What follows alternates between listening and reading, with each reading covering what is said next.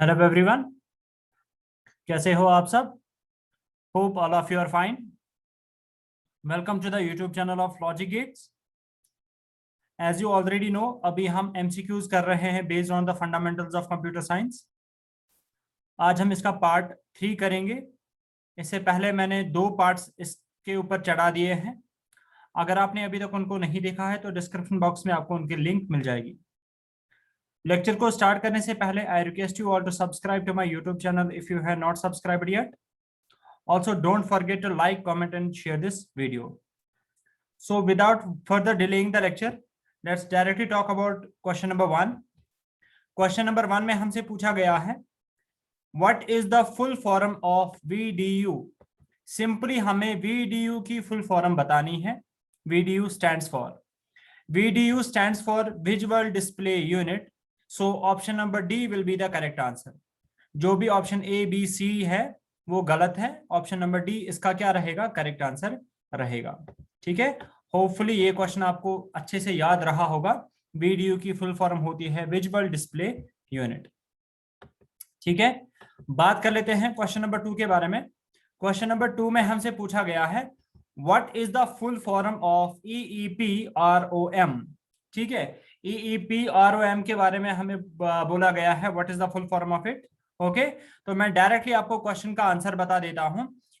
इसकी जो exact full form है, that is electrically erasable programmable read only memory. That is option number B will be the correct answer of this question. Electrically erasable programmable read only memory. ठीक है, तो question number 2 का जो correct answer रहेगा that is option number B. ठीक है, अब बात कर लेते हैं क्वेश्चन नंबर 3 के बारे में। क्वेश्चन नंबर 3 में हमसे बोला गया है, What is the binary value for the decimal value 44? हमें डेसिमल नंबर एक गिवन है 44, हमें इसका बाइनरी इक्विवेलेंट फाइंड आउट कर देना है। बात समझ में आ रही है। अभी तक जो हमने 2 लेक्चर्स किए हैं उसमें मैंने आपको समझाया था एक लेंथी प्रोसीजर कि how we can convert a binary number into a decimal number. Now in this example we are supposed to convert a decimal number into a binary number. ठीक है, डेसिमल नंबर को binary number में convert करने के लिए हम एक procedure का इस्तेमाल करते हैं जिसको हम बोलते हैं रिपीटेड डिवीजन बाय 2। ठीक है, अब ये होता क्या है, डायरेक्टली मैं आपको समझा देता हूं बाय द एग्जांपल। ओके, हमें क्योंकि 44 को बाइनरी में कन्वर्ट कर देना है तो हम क्या करेंगे, इसको रिपीटेड डिवीजन बाय 2 करेंगे। कैसे करते हैं वो मैं यहाँ पे आपको दिखा देता हूं। हम क्या करेंगे, 2 से डिवाइड करना है इसको, तो क्या आ जाएगा, 2 2 जार क्या बनेगा, 4 बनेगा। ठीक है, हो गया ये वाला 4। ओके, 2 2 जार क्या बनेगा, 4 बनेगा, तो हो गया ये वाला 4। ठीक है, तो अगर हमने क्या किया, अगर हम 2 इंटू 22 करेंगे तो वो 44 के बराबर आ रहा है। ठीक है, तो ये कितना आ रहा है, 2 इंटू 22 हो गया 44। 44 में से अगर हम 44 को माइनस करेंगे तो रिमाइंडर क्या आ जाएगा, reminder will be 0। Reminder will be 0। ठीक है, उसके बाद हमें इसी प्रोसीजर को कंटिन्यू कर देना है। 2 से फिर से हमें रिपीटेडली इसको डिवाइड करते जाना है। 2 1 जार 2, 2 1 जार 2, 2 11 जार हो गया 22। ठीक है, इस 22 में से जब हम ये 22 माइनस करेंगे तो अगेन रिमाइंडर क्या आ जाएगा, again reminder will be equal to 0। Clear है, सेम प्रोसीजर रिपीट करते जाना है। 2 से फिर से डिवाइड करेंगे, अगर हम 2 6 जार करेंगे तो वो 12 आ जाता है, दैट इज नॉट करेक्ट, वो ज्यादा बड़ा नंबर आ रहा है।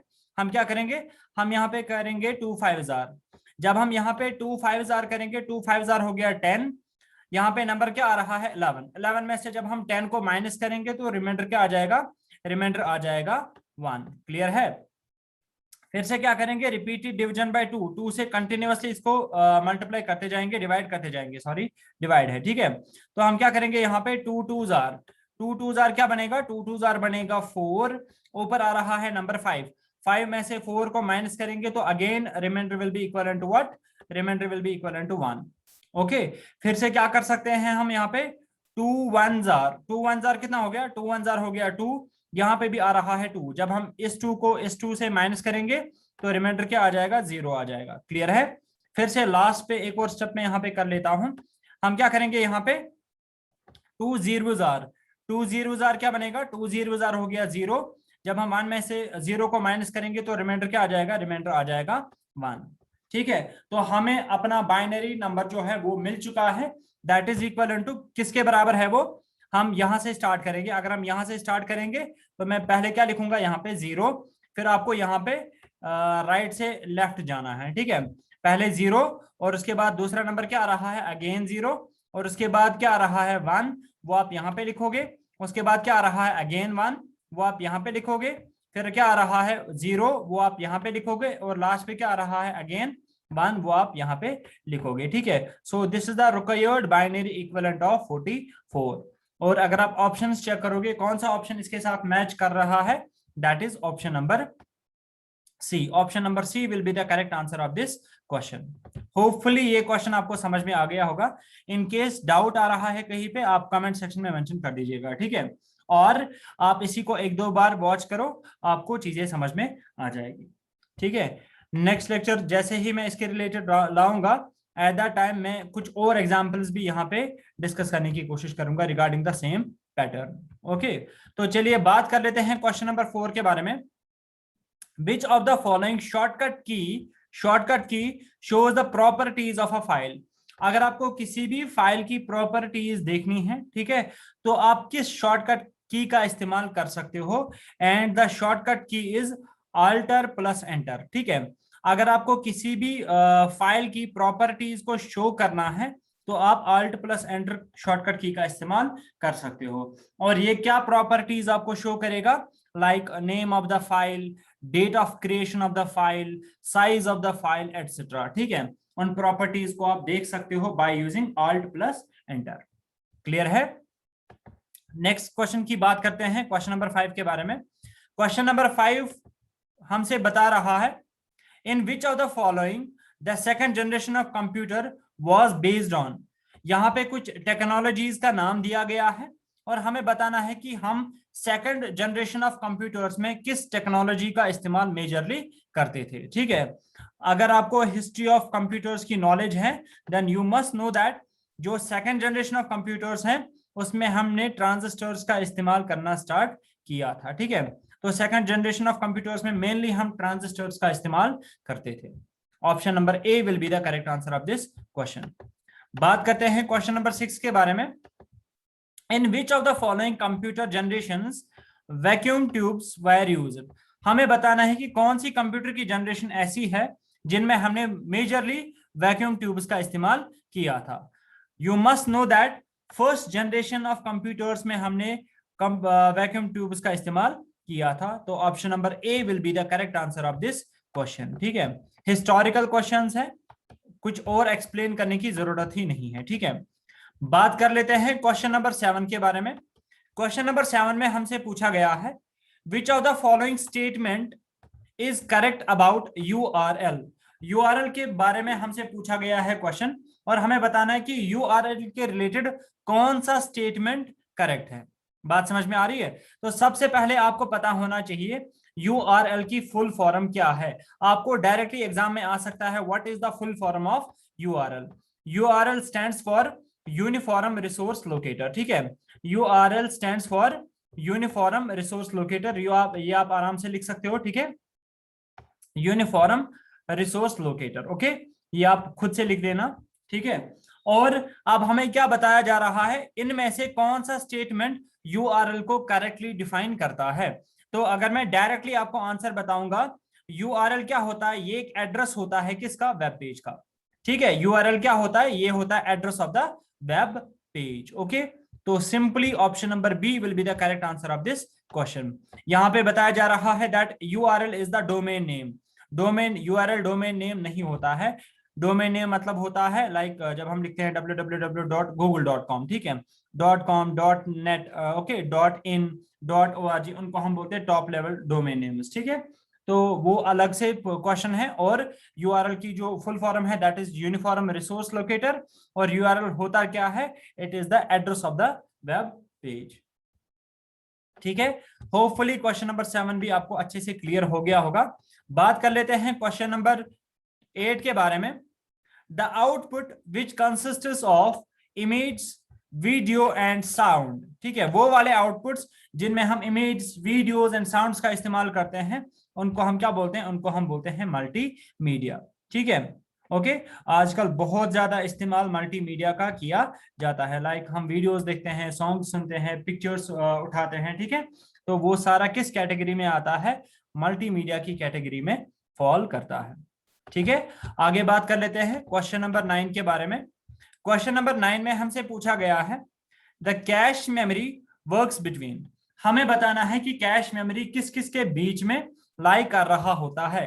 तो अगर मैं आपको ग्राफिकली थोड़ा सा यहाँ पे समझाने की कोशिश करूंगा, यहाँ पे सपोज डायग्राम में बना लेता हूं, ये है हमारा CPU central processing unit.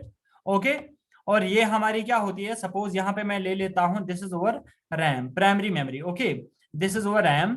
Okay, अगर सीपीयू को कोई भी डेटा चाहिए होता है वो कहां से लाता है? रैम से लाता है। ओके अब इसके बाद जब कंप्यूटर्स में थोड़ी और एडवांसमेंट आ गई, फिर हमने बीच में एक और मेमोरी का इस्तेमाल करना स्टार्ट किया, जिसको हम बोलते हैं कैश मेमोरी। ओके, जिसको हम क्या बोलते हैं? Cache memory. कुछ स्टूडेंट्स इसको कैश ही भी पढ़ते हैं, ठीक है, आपकी मर्जी आप इसको कैसे प्रोनाउंस करोगे। Cash is the proper term, ठीक है। अगर आप ये टर्म मेजरली जब भी आप यूज करोगे तो बेटर भी कि अगर आप कैश मेमोरी इसको बोलोगे, ठीक है। ओके, तो कैश मेमोरी किस किस के बीच में लाई कर रही होती है? सिंपली सीपीयू और रैम के बीच में। तो कौन सा ऑप्शन इसका करेक्ट रहेगा? That is option number C. जो कैश मेमोरी होती है that lies between CPU and RAM. अब अगर आपको कोई बताएगा कि व्हाई वो यूज कैश मेमोरी, ठीक है, हमें कैश मेमोरी की जरूरत ही क्यों पड़ी? बिकॉज कैश मेमोरी हम मेजरली इस्तेमाल कर लेते हैं in order to exceed the speed, ठीक है। ओके, तो सीपीयू की यूटिलाइजेशन को ज्यादा इंक्रीज करने के लिए हम कैश मेमोरी का इस्तेमाल कर लेते हैं। सीपीयू की स्पीड को बढ़ाने के लिए हम क्या करते हैं? कैश मेमोरी का इस्तेमाल कर लेते हैं, ठीक है। और कैश मेमोरी होती है second fastest memory. Okay, second number पे ये फास्टेस्ट मेमोरी मानी जाती है। पहले नंबर पे कौन आता है? Registers. Registers are considered to be the fastest memory और cache is considered to be the second fastest memory. Okay, registers का जो साइज होता है वो जनरली के बिट्स में होता है, 16 बिट, 32 बिट, 64 बिट। और जो कैश मेमोरी होती है इसका साइज होता है जनरली एमबीज में, 2 MB, 3 MB, 4 MB, 5 MB, 6 MB, ठीक है। ओके, आजकल के मॉडर्न कंप्यूटर्स में हम मल्टी लेवल कैश का भी इस्तेमाल कर लेते हैं, 2 लेवल कैश, 3 लेवल कैश, ठीक है। वो अलग से टॉपिक है, उसको हम फ्यूचर में कभी डिस्कस करेंगे। ओके, तो simply what we have to keep in mind, जो कैश मेमोरी होती है ये लाई कर रही होती है सीपीयू और रैम के बीच में। क्लियर है? अब हम बात कर लेते हैं क्वेश्चन नंबर 10 के बारे में। क्वेश्चन नंबर 10 में हमसे पूछा गया है विच device contains a CRT, cathode ray tube. कौन सा डिवाइस ऐसा होता है जिनमें हम मेजरली CRTs का इस्तेमाल करते हैं, कैथोड रे ट्यूब्स का इस्तेमाल कर लेते हैं। And the device is monitor. Monitors यानी कि डिस्प्लेज में हम मेजरली CRTs का इस्तेमाल कर लेते हैं, कैथोड रे ट्यूब्स का इस्तेमाल कर लेते हैं। क्लियर है? होपफुली ये क्वेश्चन भी आपको याद रहा होगा। अब हम बात कर लेते हैं क्वेश्चन नंबर 11 के बारे में। 11 में हमसे पूछा गया है विच protocol provides email facility among different hosts. ठीक है, अगर हमें ईमेल करना होगा, ठीक है, ओके, हम किस प्रोटोकॉल का इस्तेमाल मेजरली कर लेते हैं in order to send an email? Okay, तो हम majorly SMTP, simple mail transfer protocol का इस्तेमाल करते हैं। एब्रीवेशन बहुत ही ज्यादा इंपॉर्टेंट है, आप इसको नोट डाउन कर सकते हो। हम ईमेल फैसिलिटीज को के लिए किस प्रोटोकॉल का इस्तेमाल करते हैं? SMTP, simple mail transfer protocol का इस्तेमाल करते हैं। बाकी ऑप्शंस की भी अगर आप एब्रीवेशन याद रखना चाहोगे, FTP stands for file transfer protocol, okay, telnet stands for telecommunication network, okay, SNMP stands for simple network, ठीक है, मैसेज प्रोटोकॉल, ठीक है, simple network simple network management protocol, ठीक है। SNMP stands for simple network management protocol. तो हर एक की abbreviation आपको याद रखनी जरूरी है, ठीक है। और इस क्वेश्चन नंबर 11 का जो आंसर रहेगा that is option number B. Clear है? अभी बात कर लेते हैं क्वेश्चन नंबर 12 के बारे में। The basic architecture of a computer was developed by. आपको बताना है जो हम आजकल के कंप्यूटर्स इस्तेमाल करते हैं इसका आर्किटेक्चर किसने दिया था, उस पर्सन का नाम क्या था, आपको सिंपली याद रखना है, उसका नाम था जॉन वॉन न्यूमन, ठीक है। और इसके आर्किटेक्चर को हम बोलते हैं simply John von Neumann architecture. जो भी आजकल के कंप्यूटर्स होते हैं वो majorly John von Neumann architecture के जॉन वॉन न्यूमन आर्किटेक्चर पे बेस्ड होते हैं, ठीक है। ठीक है, तो option number A will be the correct answer. Okay, बात कर लेते हैं क्वेश्चन नंबर 12 के बारे में। क्वेश्चन नंबर 13 के बारे में क्या बताया जा रहा है, in order to tell Excel that we are entering a formula in a cell we must begin with an operator such as. अगर हमें एक्सेल के अंदर किसी भी सेल के अंदर फॉर्मूला एंटर करनी है, ठीक है, तो हम किस से स्टार्ट करते हैं फॉर्मूला को लिखना, तो वो हम स्टार्ट कर लेते हैं इज इक्वल टू से, ठीक है। तो option number C will be the correct answer.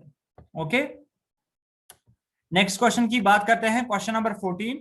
Question number 14 में हमसे पूछा गया है what is the full form of GUI, यानी कि GUI स्टैंड्स फॉर, बहुत ही सिंपल क्वेश्चन है, GUI stands for graphical user interface. So option number C will be the correct answer of this question, ठीक है।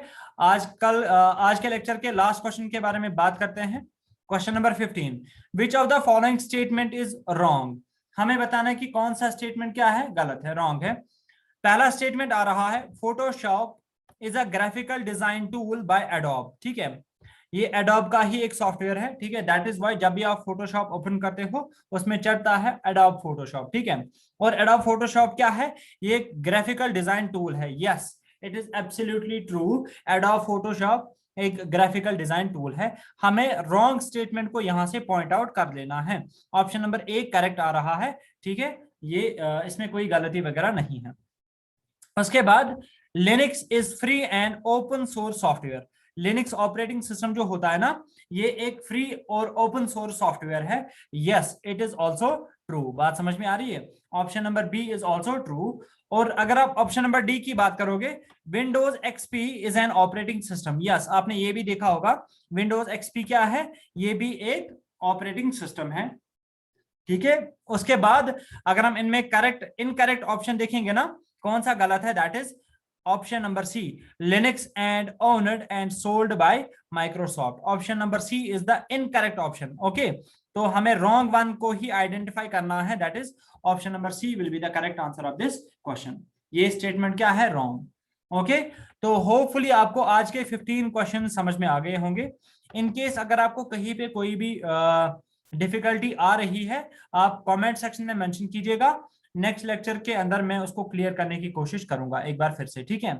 तो आज के लेक्चर में हम इतना ही रख लेते हैं, मिलते हैं नेक्स्ट लेक्चर में, till then take a very good care of yourself, thank you for watching this lecture.